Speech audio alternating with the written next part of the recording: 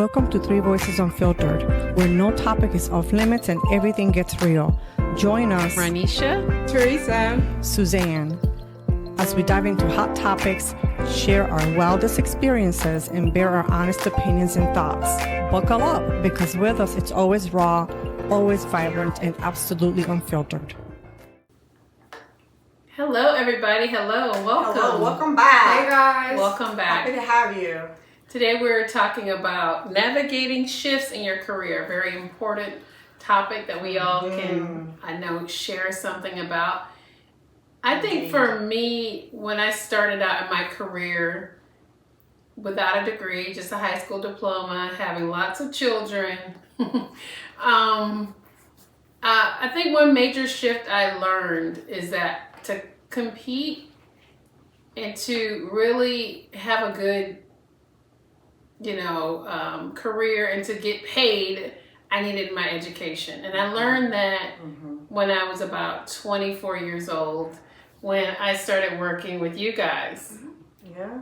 And I literally felt like kind of like the lowest on the totem pole, because I felt like I was coming in as a temp, and I felt like I was working, the environment was good, but I just felt like there was a lot missing. Like I felt like maybe I wasn't living up to some type of expectation. And maybe it was my own insecurity about working. It was my first major job coming out of high school, not finishing college. And I just felt like I needed to prove myself and prove my worth.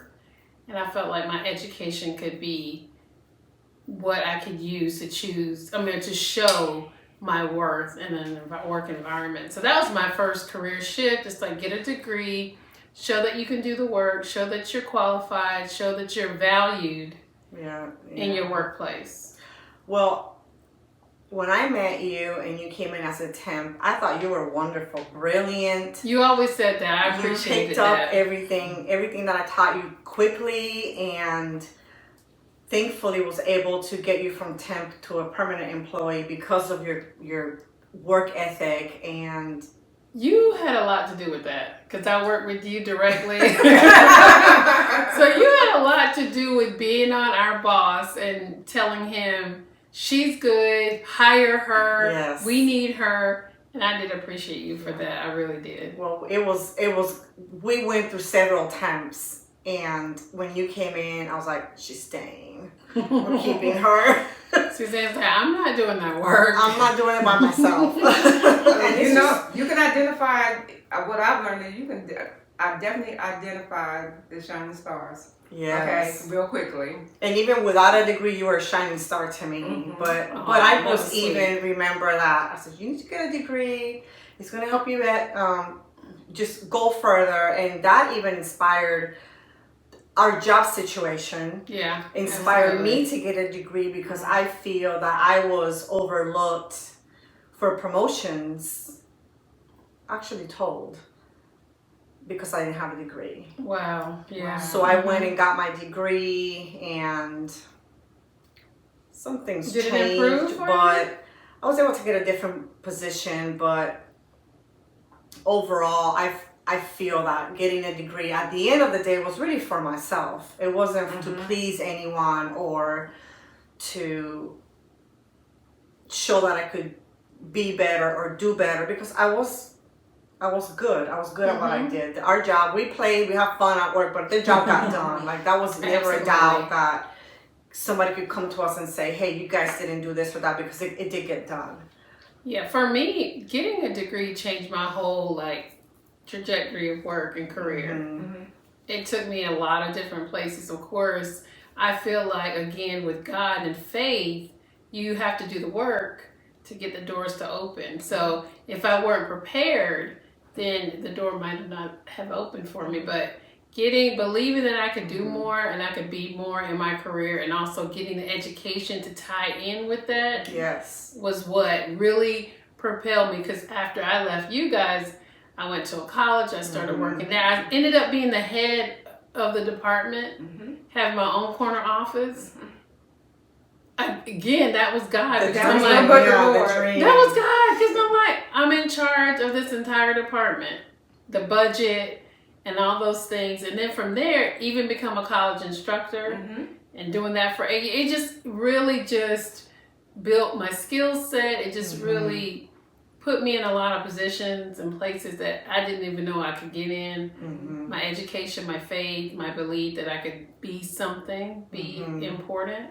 I feel that my shift was after when I received my master's. I think with my bachelor's, there was, like I said, a different position that I was able to. It was a lateral move. It wasn't a promotion. Just changed from one job to another, which is just paperwork, really. Different title, but anyhow. When I got my master's and I was able to do more what I wanted to do, teach and get into education, which I love education way more than corporate America. They both have their things and they both have their ups and their downs, but I think that corporate America is, as a female, is a really tough. Teresa will say differently, but it was for me. What about as a Hispanic female? Yeah. Did you for feel sure? any... I felt sometimes that being a woman and being a Hispanic woman was held against me. I feel that there have been positions in which I wanted to do more, and the brakes were put on because of maybe my accent, or I wanted to do videos or things, and I can do that, or and I feel that there were a few walls came up. I never experienced racism, because we'll go there briefly. Personally, except once to my face, but was it done behind my back? I'm sure. Discrimination or whatever, I'm sure. Just I'm a very how can I say it? Not I was gonna say scary, but not scary. Like it would take a lot for somebody to come to me, like strong-willed, and tell me whatever.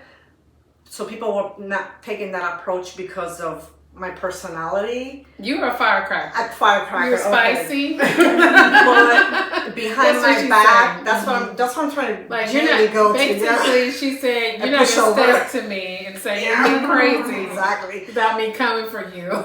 Except one person, and this happened in South Carolina. I had this job when we moved from California back in the days, way back in the day. And this lady was very discriminatory. She would yell at, she was kind of like those scenes where they're just going to town and they slap you at the end, minus the slap. Wow. And I back then was a little bit more insecure, and I kind of took it, and we moved to another state, but that's the only person that has to my face treated me like trash. I have never had anybody treat me like trash to my face. Yeah, I thank God I haven't had those discriminatory experiences, although I don't know what was done behind the scenes. Right. But I haven't had that where somebody blatantly in my face, disrespected me because of my gender or my race. Yeah. So that was about the only experience that was, really, but I can't think of it, but behind the scenes, like you said, I'm sure I didn't get promotions because I was a woman. I'm sure I didn't get promotions because I was Hispanic, both possibly. I'm sure. Promotions were tough to get, but when I went into education, I was in my happy place. I didn't get promotion. I'm teaching others to be successful, to do better with their lives, and I'm an advocate educator where you don't always need a degree. In their situations that are very special, where you will succeed and do wonderfully. It's called favor. It's favor. But overall, I feel that, and it doesn't have to be a bachelor's degree that necessarily. No. You can go get a technical degree. It's about owning your skill set. And your path. And however you want to do it. Coming in knowing what you can do, whether you train yourself, you learn online yourself, you got in a formal program, whatever it is, it's just owning what you can do. Because it can be, whereas you choose where you want to be kind of when you grow up, Yeah. or it's going to be chosen for you because that's happened to me at the beginning. I landed a job that I qualified for, and I kind of stayed there for a long time. It wasn't my dream job. It was a job that I needed, and I applied and got it. And then you're kind of stuck in that. Is that the job I met you? You're talking No, about? no, Okay. no. Before We're not saying any names. we're not saying any name, not that job, but then Okay. through that job, I was able to move forward and kind of set my path.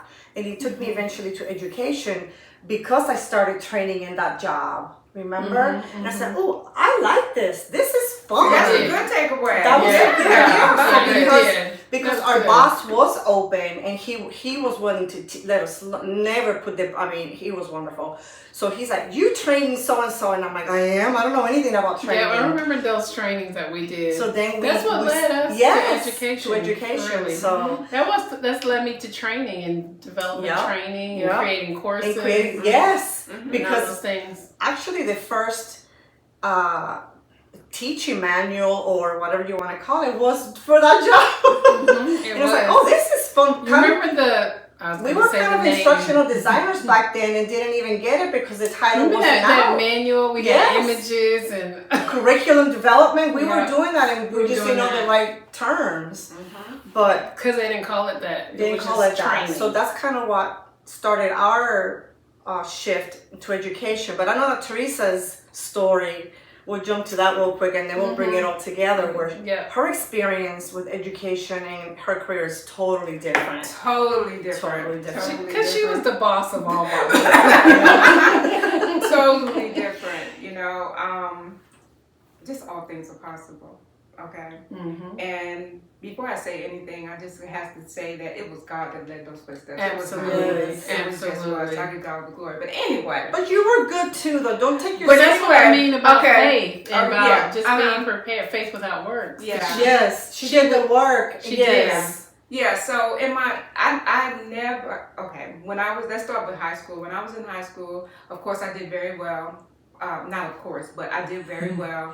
But I didn't want to go to college. And I remember, especially my mother, you know, she really wanted me to go, and I just didn't want to go. I wanted to be a career girl. I wanted to get a car, I wanted to get an apartment, and I wanted to get a job at 9 to 5. That's just what I wanted to do.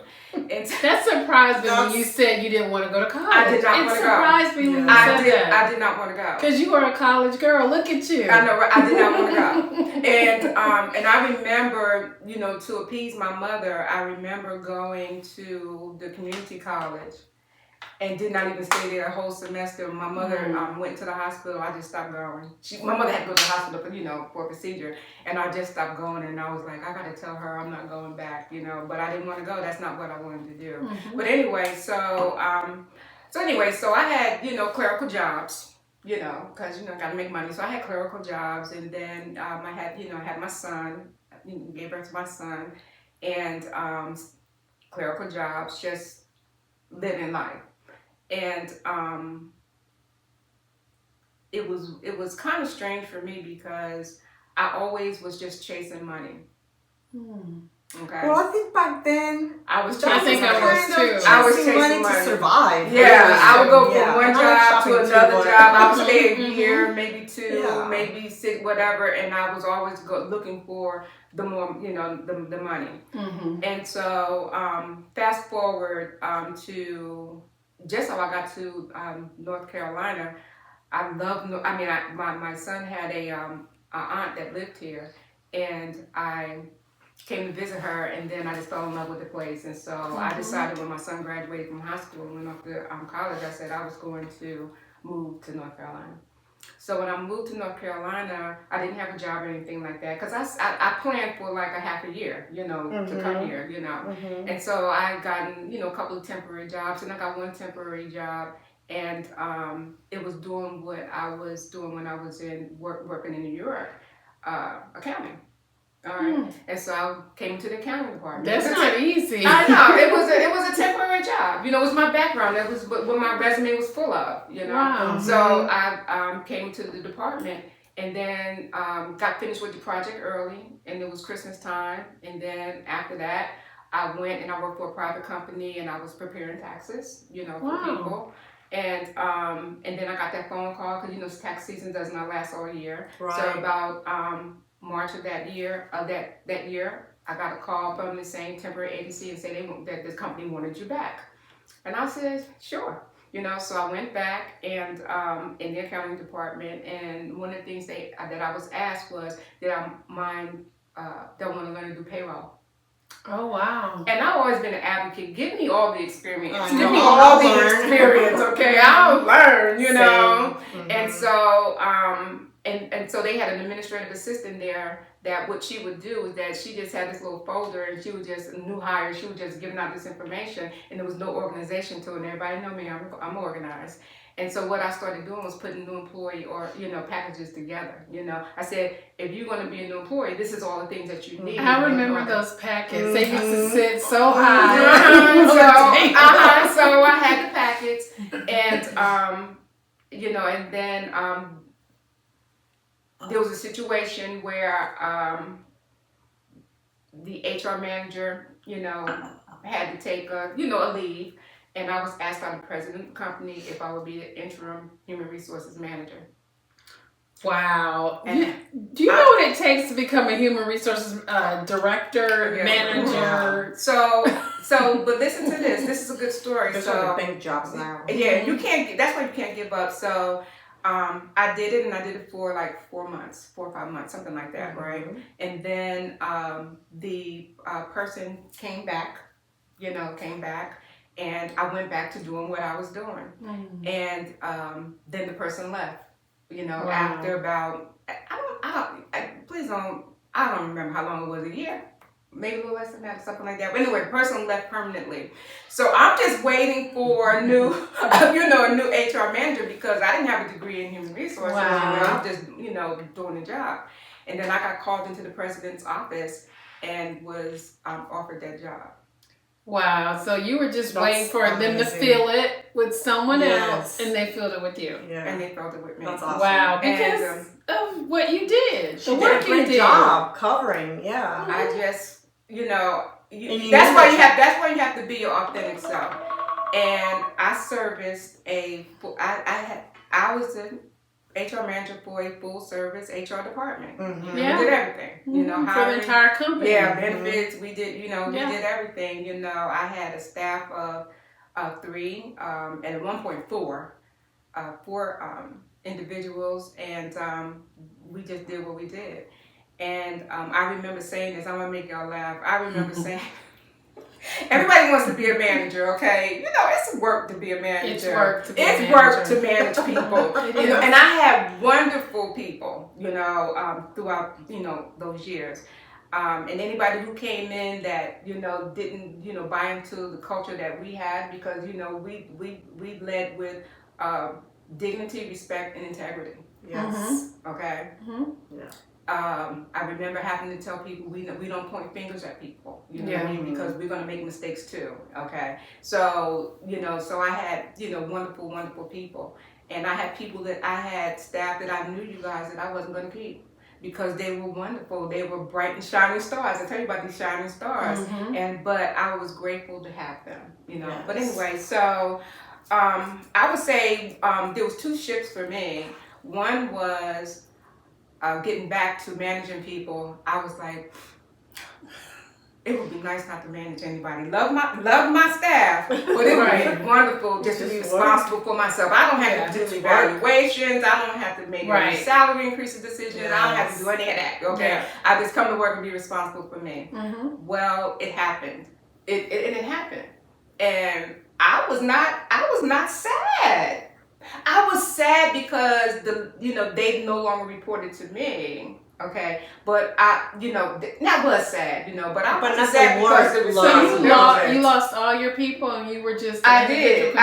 There was yeah. Really? And that's just how it worked, and we're not gonna get into the whys, but So okay, There's some corporate changes. It had to do with corporate change. It had to do with a lot of compliance issues, and so. It just, was expected. They tried to do it early years, before it happened. All right, but they kept us intact. And so, in other words, so anyway, so I didn't have to report to any, I didn't have any direct reports anymore. And so that was a shift, and it was a great shift, you know what I mean? Like I said, I still worked in the same office, same silo, with everybody. It's just that they reported to someone else. They didn't report to me, and it was great. That was a dream job. That was wonderful, So that's awesome because your CEO was able to get past the to hold that type of position. You need a degree. You need this. Yeah. He was open and willing to see that you have what it take, or you had what it would take to run that department and do the job and do it well, regardless of education. Yeah, that's the characteristic of a good leader. Yes, good people with good skill sets. It doesn't matter if they have degrees or not. Yeah, he was my, and he would, and the one that promoted me to that position. He was my mentor for 11 years. Wow. And I learned, and I learned so much. And you guys, and this African American woman, okay, had a seat at the executive table, okay, involved with making the decisions, okay, and contributing. And it was a beautiful thing. That's a beautiful thing. In a male-dominant world. Could you imagine? That was a male-dominated world, and I was a black-dominant world. And just for a while, I was the only. They don't filter, but that would be the. Yeah. I mean, that's that real. Would be it. That is real. And we're talking about in the 2000s. We talking about the early 2000s, and that's just what it was. And then of course we did better, and then we did hire more women, and more African Americans, to sit at the table. And the only reason, and I remember when I had to switch from not having direct reports anymore, so I had to report to a new manager. And I remember her asking me, why aren't there any more more diversity at the table? I said, because nobody is leaving.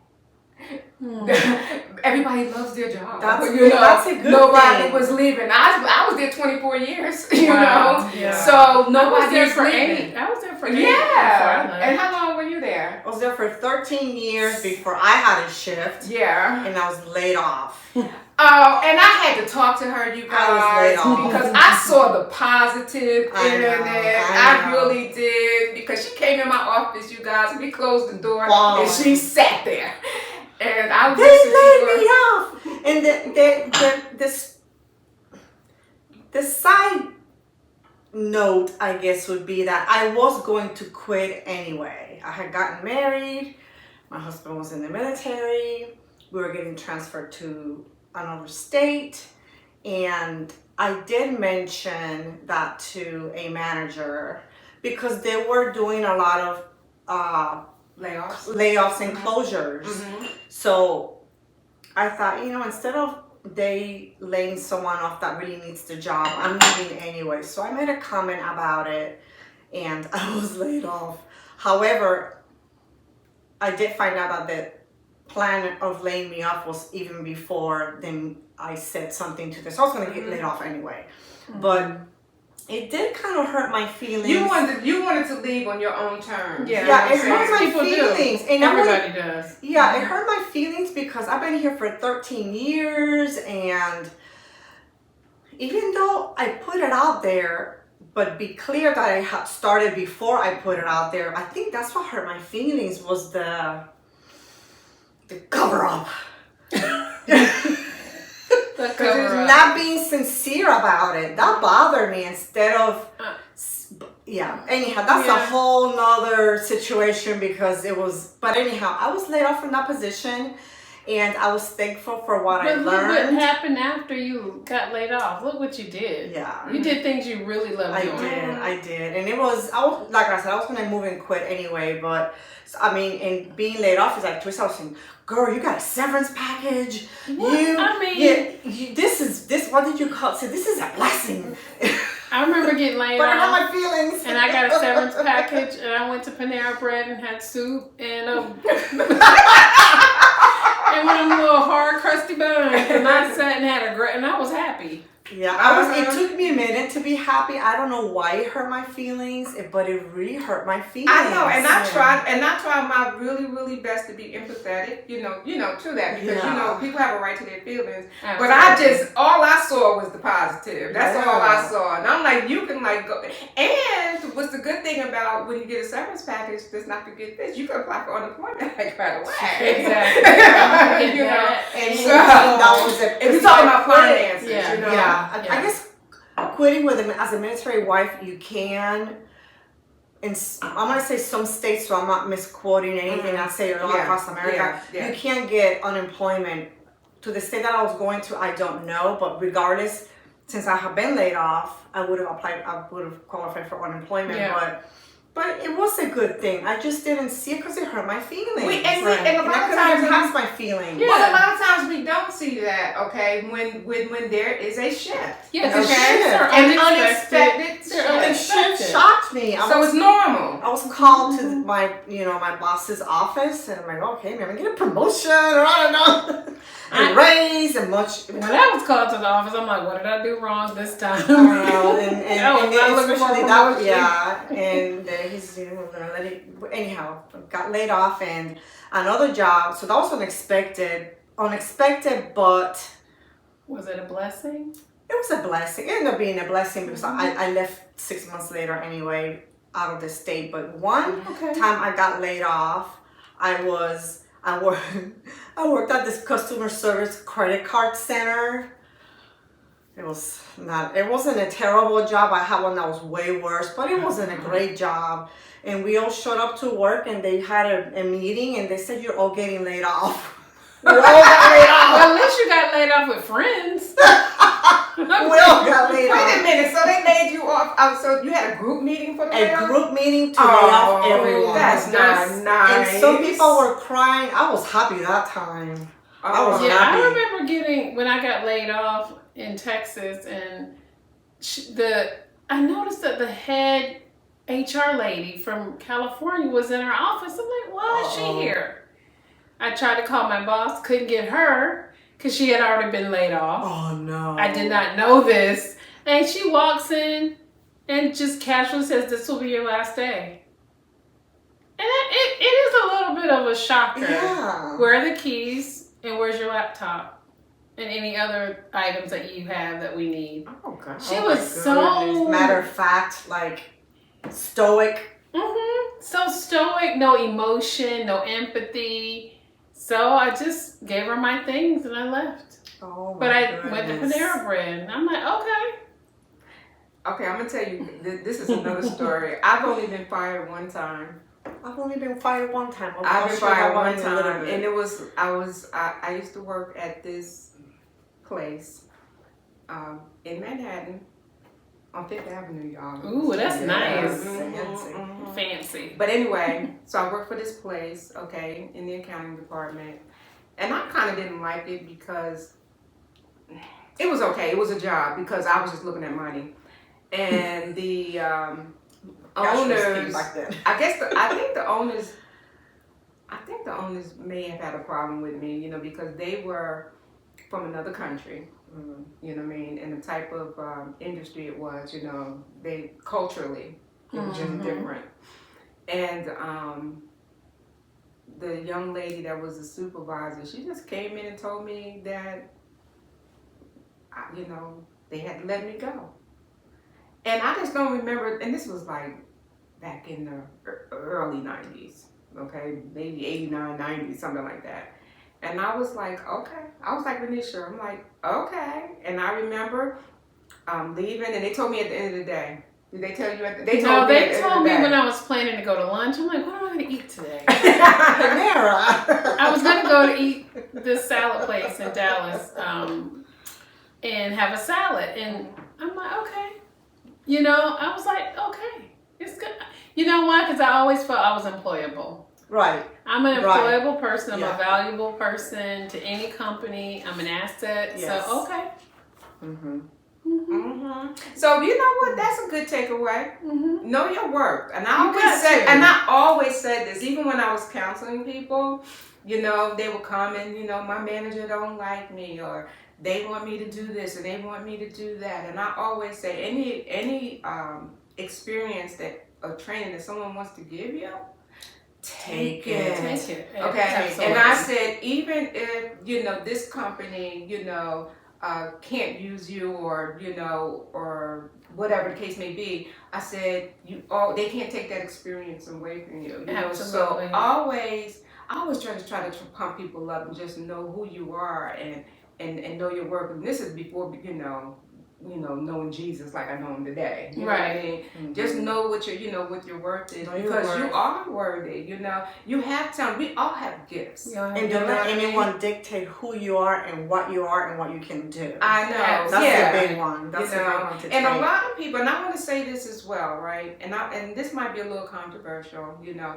but a lot of times people would use gender, race, age as a crutch. You know what I mean? You know, to me, it can be an excuse. Now, is it valid? Is it real?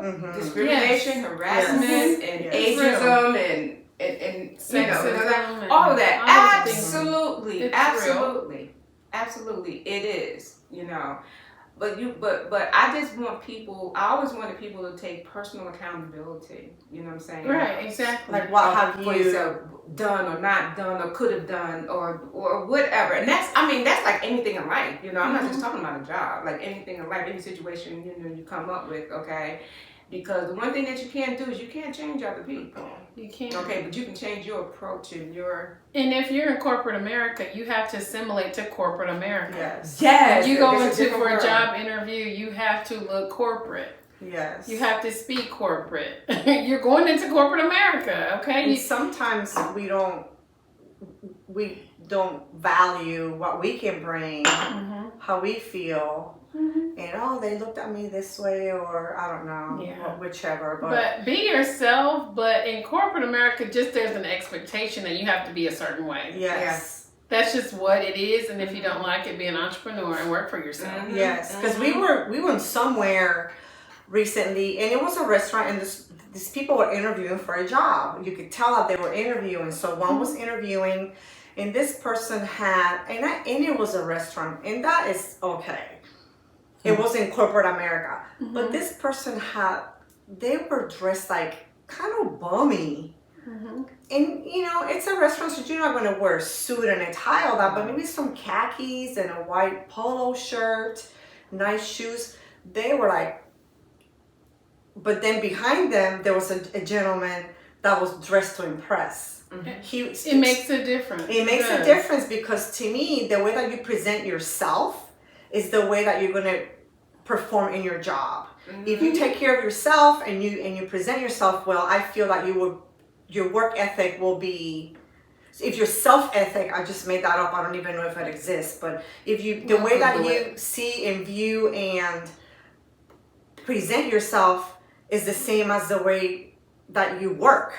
Are you gonna come to work like that, like all not put together, and I have a funny story about that. Together. I had my natural hair, and guys, I put like things in my hairline. So, but on the interview, I put on a wig, a little straight, little supreme bob, like it was a bang, and it was cut. Cute. And I went in, and I was in my suit, and I got the job. I met with them. They talked to me. I got the job. I came back the following week without the wig. They did not know who I was. Oh no! They're like, what did you do to your hair? I mean, these were Caucasian men, so they don't know what we do to our hair. So, but again, I just wanted to present myself, to your point, a certain way. You know, I didn't want to come in with any preconceived ideas. Or anything. But I think, Theresa, you started it off. Know your value. I think the second thing would be get a mentor. A mentor. Mentors yes. Can really, and I feel that, do you all feel that the best mentors or supervisors or managers you've had are the ones that are not afraid of, let's put it this way, there are people that are afraid of you taking their job.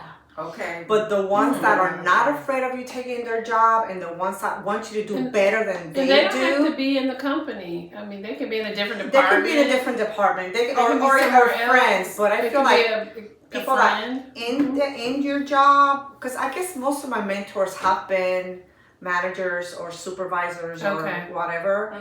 But the ones that don't care if I do better than they do are the ones that have been the best.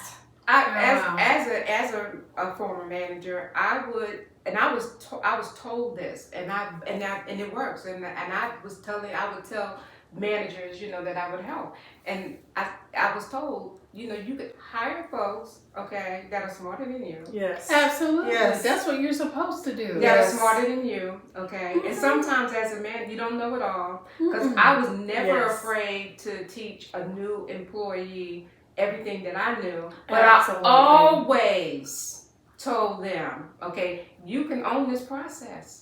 You know what I'm saying? Absolutely. Just because I said, this is the way, this is what needs to be done. This is the way we do, this is the way it has been done, okay? But own it. And that's how people love ownership too. You know what I'm saying? And that's how they became, successful, and they would stay, because the bottom line is that they were able to own, people leave because of managers. People leave because of, I think probably most of the jobs that I quit have been managers. But let me tell you all before we go about when I got fired. Oh yeah.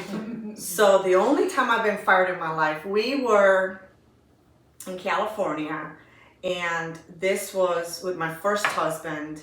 He was at Desert Storm fighting for his country. I have this job. I wanted to do better. I'm chasing the money, trying to get ahead. So I quit I had a pretty nice corporate job, and I did get promoted a lot in job. I was doing well. I just didn't have a college degree, so I was kind of stuck at the top of the position of growth, corporate growth in that company. But I wanted to work for the post office. Back then in the 90s, working for the post office is great. And so I went and applied, and I called for an interview. I was hired. I did the testing and everything, passed and did well. And so once you pass the test, they hire you. However, once they hire you, you become a postal employee. You still have to go to a 1-week class, pass the test from that class, and then they take you to this driving course where you have to try you're going to be a mail lady? A mail lady. Oh.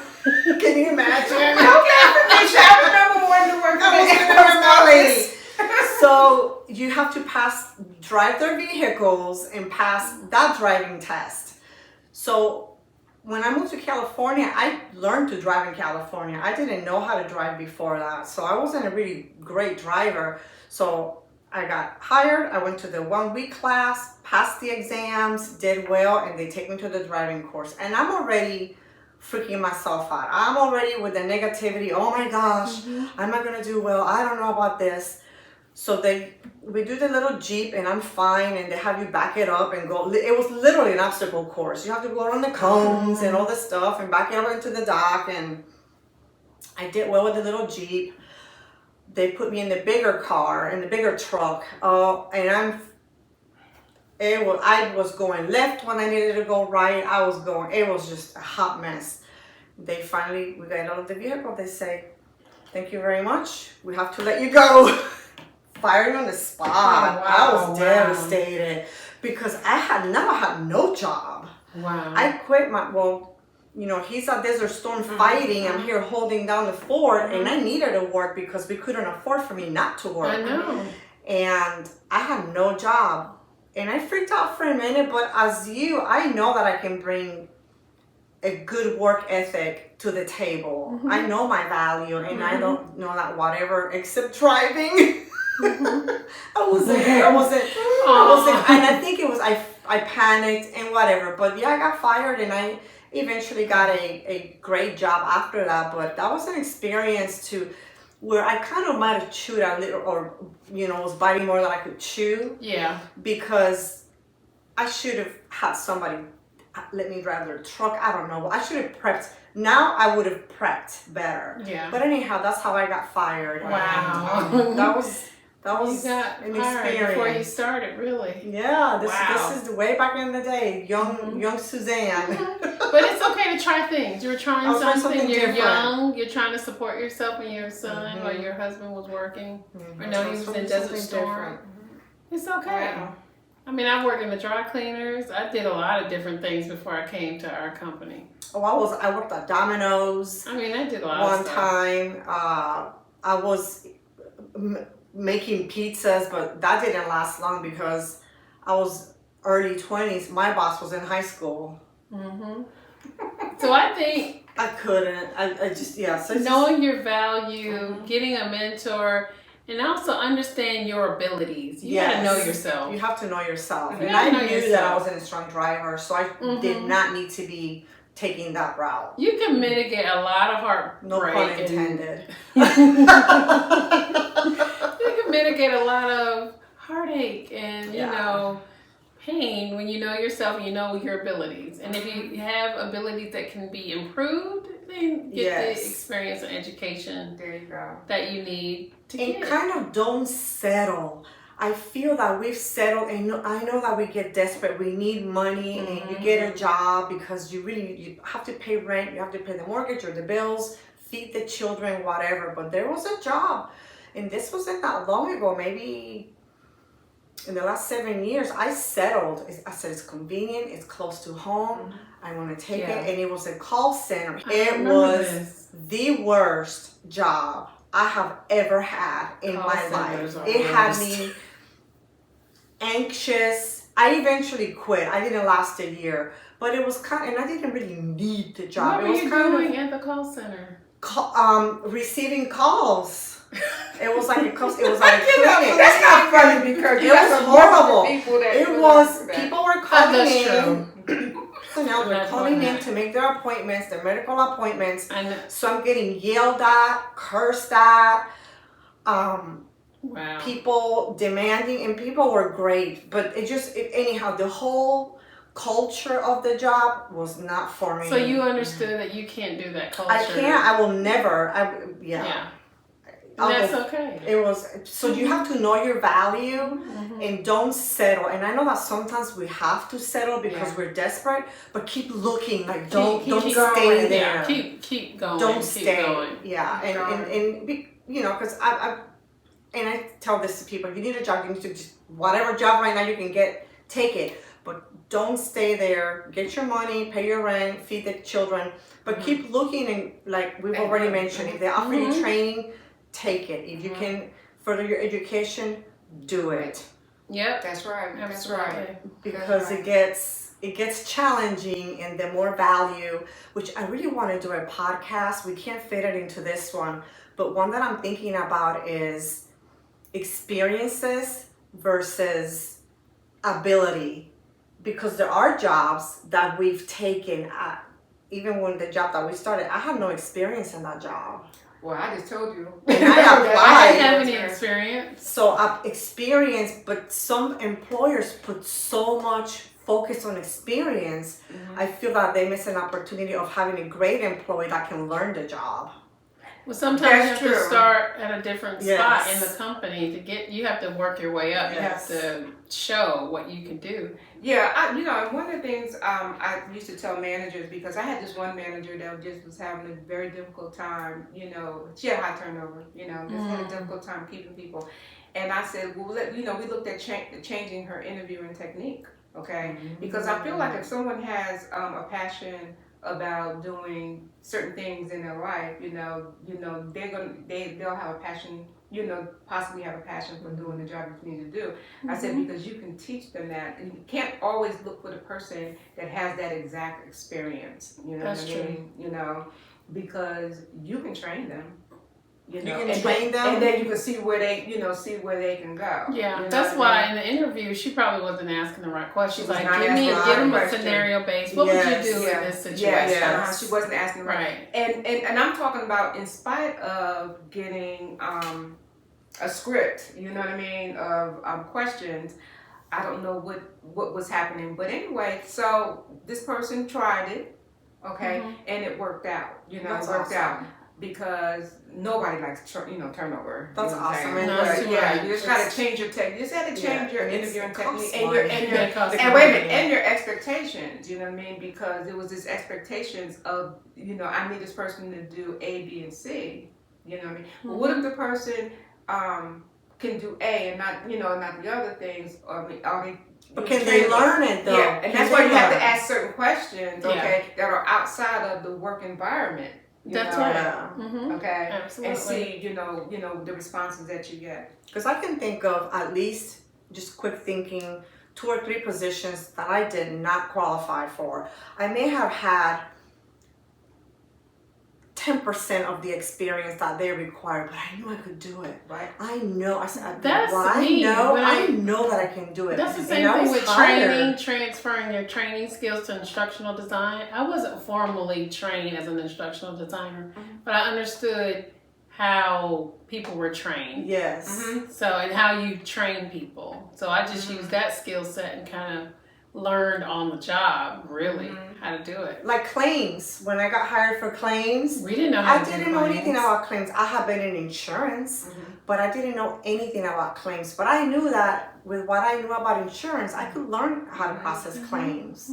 And I did, and was good at it. But we gotta be able to. So for managers out there, give people a chance. Like if you feel. Yeah, So absolutely. I interviewed for a job that they ended up hiring me for, and she said to me that she was glad she could look past my nerves. I was super nervous, and I thought I blew it. I went in that car and I was like, I didn't get this job, but I did get hired because she was able to look past that in my ability. And actually, I didn't have no experience for that job either.